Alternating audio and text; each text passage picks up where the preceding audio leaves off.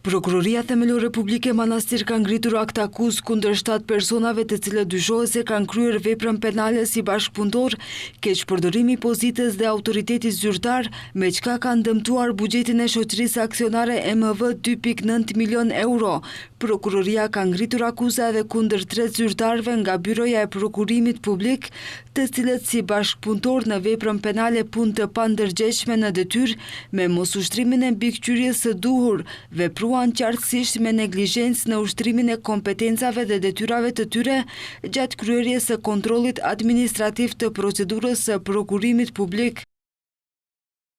Në mesin e personave të akuzuar për keqpërdorim, 3 janë zyrtarë, antar të komisionit të ekspertëve të autorizuar për vlerësimin e ofertave për një prokurim publik, për përgjedhjen e një kompanie për gërmimin e gjerrinës së kombinatit të minjerave dhe energjetikës Manastir, të cilët në kundërshtim me ligjin për prokurim publik morën vendim me të cilën në mënyrë të paligjshme eliminuan ofertën e një operatori ekonomik nga vlerësimi i mëtejshëm.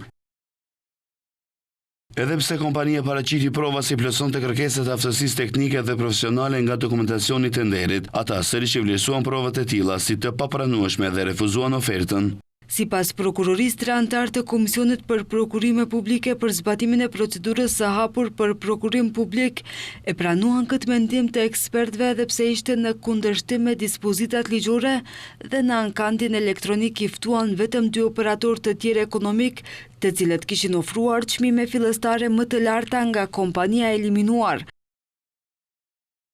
Drejtori i akuzuar Irek Manastir e pranoi propozimin për përgjedhjen e ofertës më të volitshme të përmbajtur në raportin e Komisionit për zbatimin e prokurimit publik, edhe pse ai ishte në kundërshtim me dispozitat e ligjit për prokurim publik, dhe më 3 tetor 2022 ai lidhi një marrëveshje për punime eksploruese investuese në minierën Brodë Gënetino dhe Rut Kop Import Export Doel Manastir në shumë prej 708 milion denar me TVSH.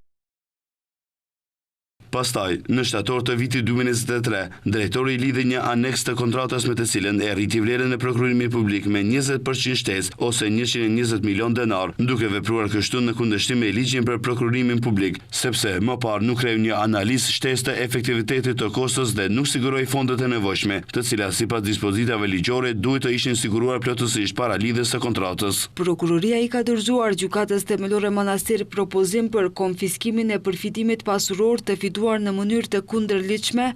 në shumën prej mbi 178 milion denarësh apo 2.9 milion euro, e cila i është paguar personit juridik Rut Kop Import Export Doel Manastir.